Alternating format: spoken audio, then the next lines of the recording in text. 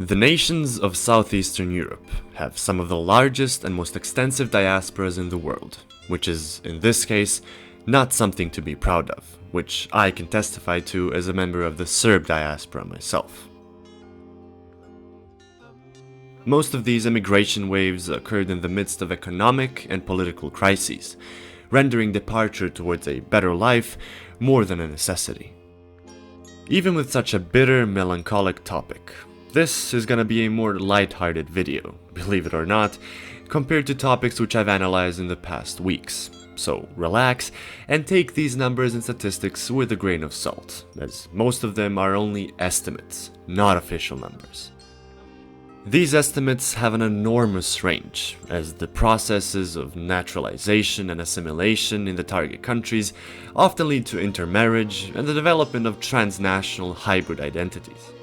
Many of these included members of the diaspora are second and third generation descendants of immigrants who no longer have any official document linking them to their homeland,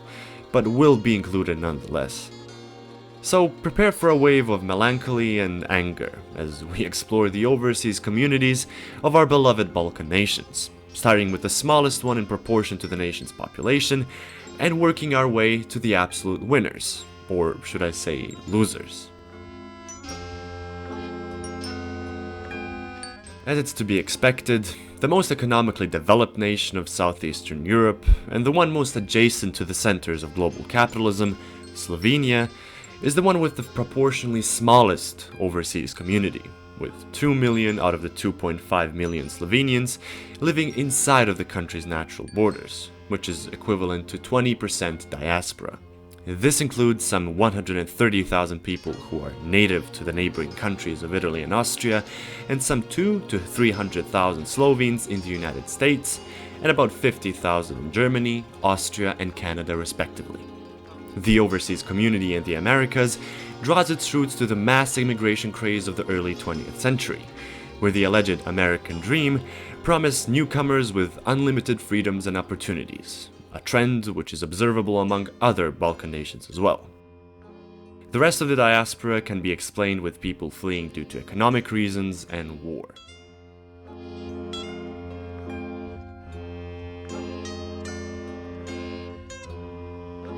Despite having some of the largest depopulation and emigration trends in Europe,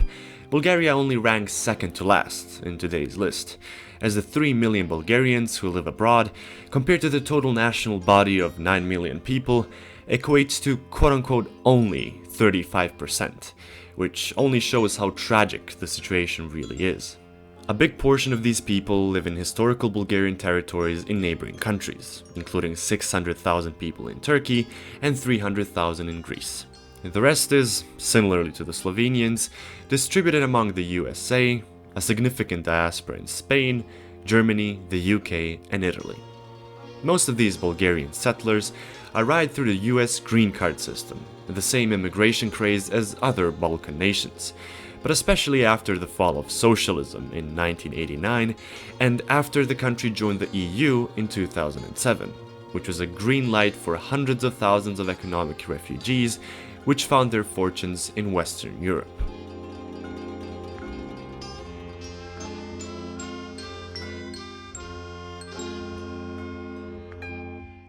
The diaspora of the Bosnian Muslims, or Bosniaks, is the one with the most tragic backstory, with many of the unfortunate people leaving during the exodus of Muslims from the Bosnia Elayat in the 19th and 20th centuries to the Ottoman Empire,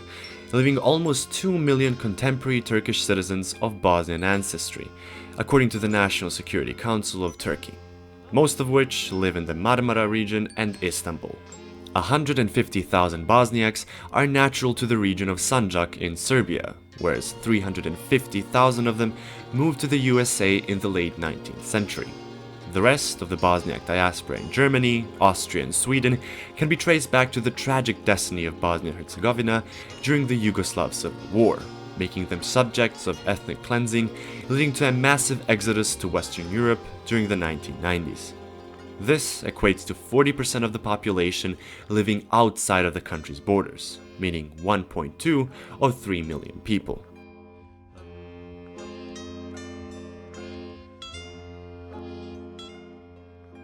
The Serbian diaspora is one of the most peculiar ones, since most of these people live in its natural ethnic territories, including 1 million Serbs in the Republika Srpska in Bosnia and Herzegovina,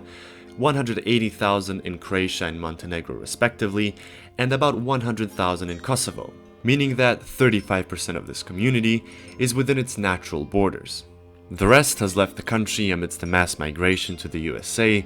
the exodus of political opponents of the Yugoslav socialist regime after World War II to the USA and Australia,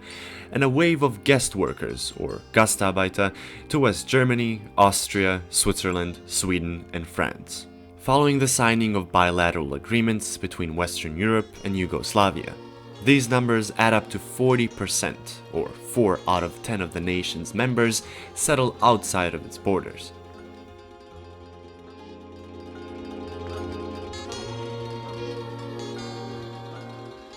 A further ethnic group, with over 40% of its population outside of the nation's borders, are the Romanians, whose ambiguous ethnic definition makes estimates range from some 17 out of 24 to 30 million Romanians living outside of the country, of which 200,000 are settled in neighboring Moldova. Just over 1 million historical descendants are settled in Italy, and just over 1 million in Germany, with the rest of the diaspora finding its place in Spain, the UK, France, and Austria, many of which left upon the nation's membership in the EU in 2007.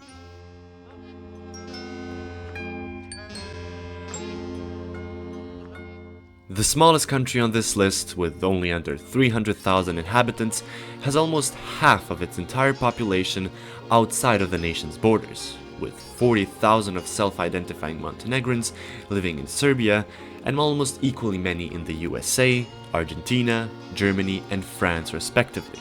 who all left for most of the same reasons like their Yugoslav neighbors.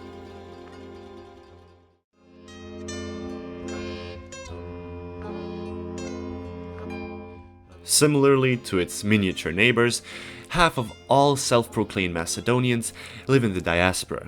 with very peculiar range estimates in Australia, Canada, the USA, Germany, Switzerland, and Italy,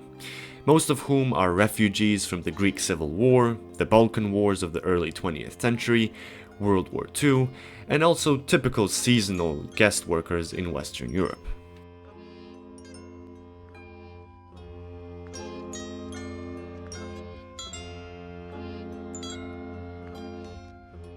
The Croatians have just over half of their population settled abroad, with 550,000 of them living in neighboring Herzegovina and around 1 million in the United States. Most of the Croatian Western European diaspora materialized through their migration towards Western Europe during Ottoman and Austro-Hungarian occupation, most notably to Germany and Austria. Furthermore, many of the Croatian Ustaša affiliates fled the country upon the liberation of Yugoslavia by the partisans, settling in well-known Nazi ratlines in Latin America, most notably Chile and Argentina. Others departed as guest workers due to economic reasons and fled the Yugoslav wars in the 90s, creating a substantial diaspora in Canada and Australia.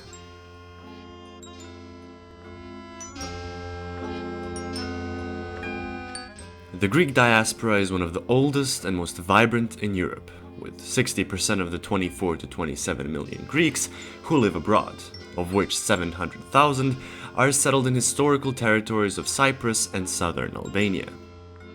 The historical diaspora includes regions which used to be under Byzantine rule, such as Pontus, southern Russia, Ukraine, eastern Anatolia, Georgia, and the Balkans, many of which dissipated over time, with the Greek genocide and population exchange with Turkey being one of the most tragic reasons. What's left of the Greek diaspora are large settlements in the United States of almost 3 million people, many of whom are already fourth-generation settlers, but also Greeks in Germany, Australia, the UK, Canada, and even South Africa, who all left for economic and political reasons.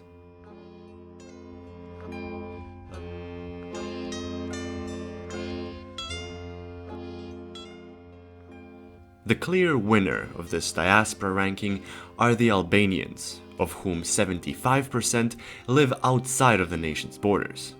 That means that 3 in 4 Albanians live elsewhere. Similar to the Serbian ethnic extension, however, many of these people live in neighboring countries, which Albanians like to call their quote-unquote native lands. 1.7 million of them live in Kosovo, 500,000 in North Macedonia and Greece respectively, and 30,000 in Montenegro. Nowadays, similarly to the Bosniaks, there are up to 3 million Turks of potential Albanian origin, but also a substantial amount of Albanians in Italy, Germany, the USA, and Switzerland, most of whom fled socio-economic difficulties with the Ottomans ever since the early Middle Ages. The rest fled financial difficulties after the fall of socialism and the devastating Kosovo War after '97, leading to an ever-increasing emigration rate and therefore growing diaspora.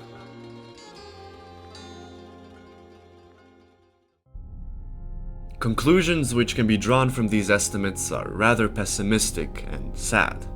According to my genius math skills, around 55% of the ethnic Balkan population lives in the diaspora. At least 70 million people have left their homes, lives, friends and family in search for a better life elsewhere, while nationalistic and fascistic paroles are chanted in their homelands, implying that they are the source of each other's problems. An EU membership is a green light for the population to flee without second thought, as the socio-economic structures and atmosphere are rotten to the core, rendering any optimistic outlook on the future a cheap delusion. The main reason for this tragedy are primitive ideological consequences of ethno-nationalism, fascism, and chauvinism, which are, in turn, inevitable products of late-stage capitalism and the decay it causes. The Balkans are a prime example of the social decay of the periphery of global capitalism, a combination of nationalist hypnosis which sets the scene for economic exploitation and the commodification of the workforce, which is used as an expendable commodity in the final frontiers of the same capitalist system, which describes the recruitment of quote-unquote guest workers by Western European economies who wouldn't survive without them. This cycle of intentional maldevelopment of the capitalist periphery for the benefit of the center, the maintaining of the illusion of success, is the definition of systemic exploitation. Now, it's up to us to decide what we value more: our beloved nationalist insignia, religions, and perpetual accusations and antagonisms against each other, or basic human rights, dignity, and true freedom of all forms of neo-imperialist, capitalist exploitation for all of us, regardless of our ethnic or religious labels, which we never chose in the first place.